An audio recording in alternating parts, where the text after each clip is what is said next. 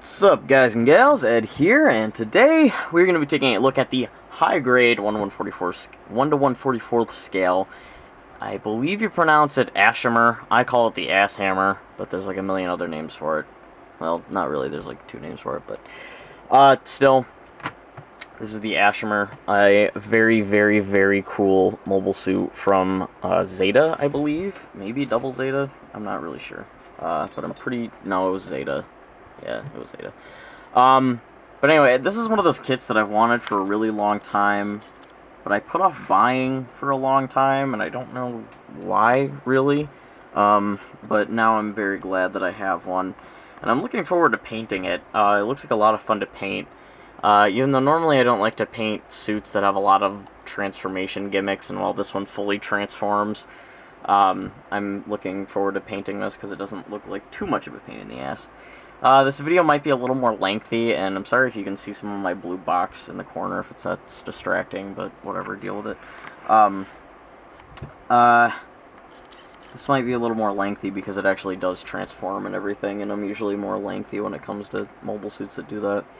So, yeah, with that being said, there are a couple things that kind of peeve me about this, but I will go over them later.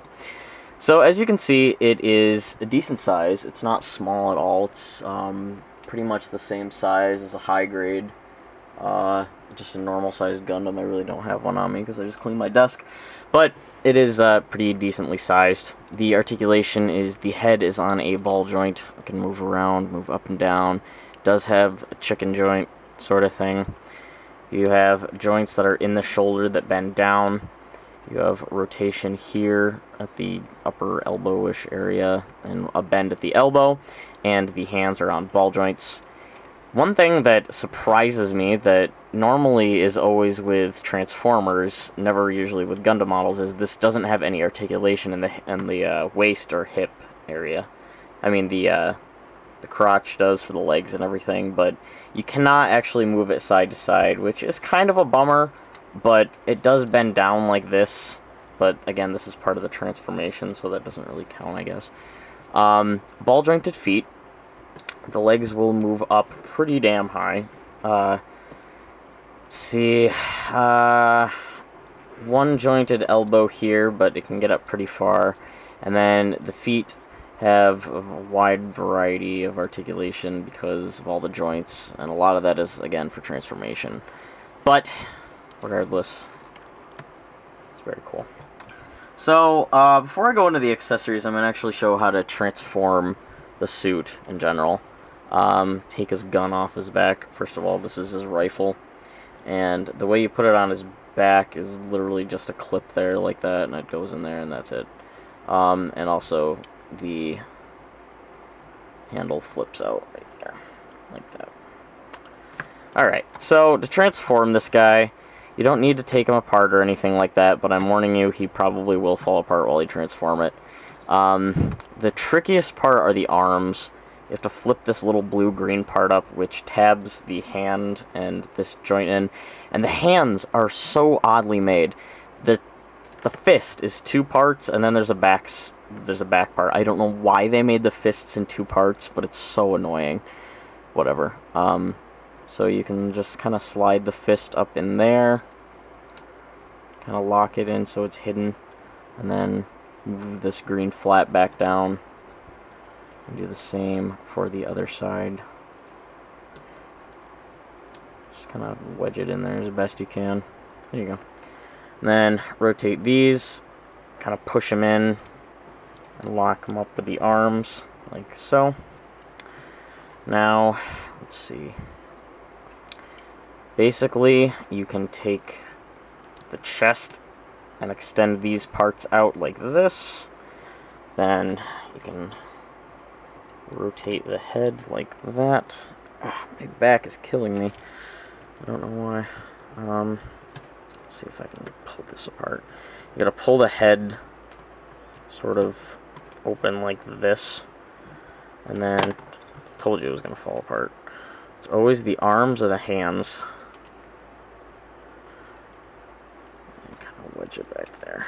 It's a very, very tricky transformation. But anyway, As you do this, and you kind of have a gur-walking UFO, kind of reminds me of Cosmos, or Cosmos, however you pronounce them, Transformers. You can rotate and flip the crotch under, and that, in tune, will clip. Well, you actually have to do it like this, and then it will tab right into where the chest was. Just kind of, you gotta finagle these, all these yellow pieces. Oh yeah, the backpack flips around and rolls under like that.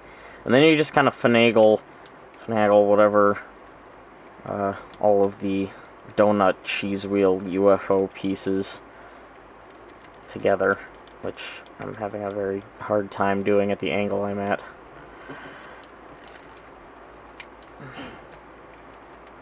Come on, man. Whatever.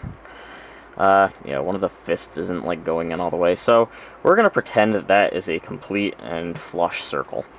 So, anyway, then the next thing to do is, very cool with the feet, just tab the toes down like this, and then you're going to open the back panels up like this, these, and then slide the entire portion of the legs down, which in tune will sort of just make them more compact, and then rotate them under, and there you have your little flying saucer man. And you put the gun right on the bottom, right there. I think it kind of looks awkward with the gun on the bottom, but whatever. And this brings in our first accessory, which is the base. Comes with a very, very nicely articulated base. It moves side to side and back and forth up here on this little thing. You will need to screw some stuff in to get it to work. And then you can put him on the stand with his gun, just like that. And yeah, I mean, so you can display him like that. I mean, you don't just have to display him with that. You can display him on the other, or you can display him in his mech mode, I guess I should say. So anyway, besides the stand, that's really it. Besides accessories, there is a very cool gimmick that you can do with the bottom. Basically, you take, I really don't know what this piece is for. I think this is either, this little gray piece is either if you want to have him like displayed without the gun or something. I'm really not sure, but whatever it is, it fits right under here. And also, while the Asshimar is in its flight mode, and it's not on the stand, this is where the bottom part of its legs connect. That's the little plastic insert there to keep that hidden, and you can put that on the bottom there when he's in robot mode. And the last thing he comes with is a trigger finger, which, when not in use, can very nicely be put right onto the bottom of the stand, which makes it very convenient for displaying, or for when you have him displayed and you don't want accessories flopping around everywhere. So I'm going to transform him quickly back while I talk about him. The Asshimar is one of my favorite suits, even though I have not seen a lot of Zeta. It is, I just love the design, I guess is what I'm getting at. It is one of the most bro mobile suits ever.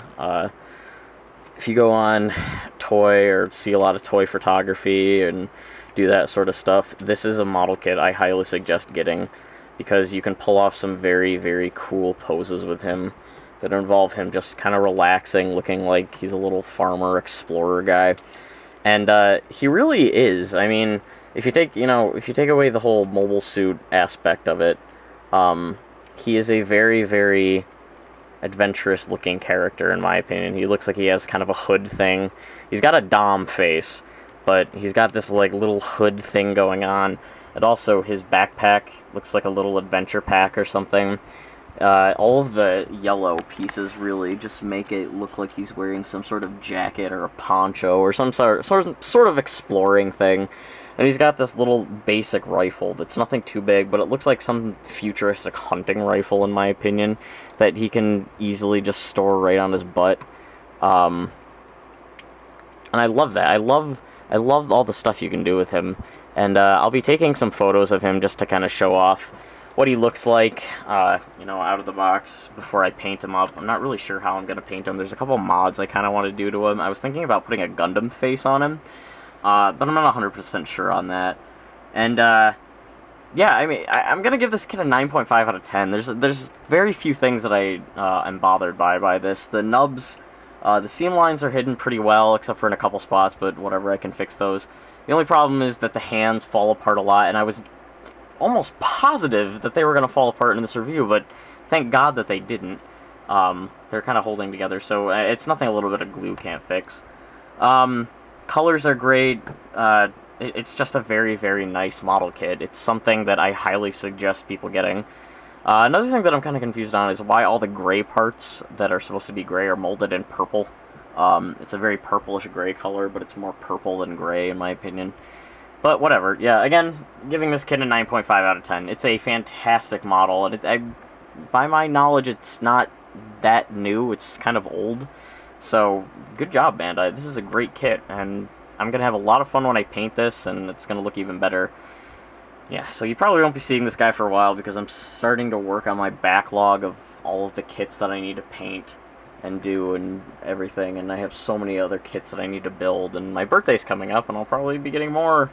And I have the high-grade full armor Thunderbolt Gundam coming, so yay. But yeah, so you probably won't see this guy for a while. But I will be painting him in the somewhat near future, probably in the spring. I don't know, but again, one of my all-time favorite kits. He's just so much fun to play with. It looks like I just want to put like a little thing of straw in his mouth, and like, because there's this pose I have him do where he's like lying on his back, like resting on his backpack, and he has his legs crossed, just kind of, you know, kicking it. I don't know. He's a very chill bro-looking mobile suit. Yeah, but again, that's about it. I'm gonna quit rambling. It's a great model. I definitely suggest getting it. It's not too expensive. It's like 1600 yen, I think, and I think I got mine for like 17 bucks. But yeah, it's great. So go get it, guys. It's a fantastic model. That's about it. My name's Ed. I'll see y'all next time.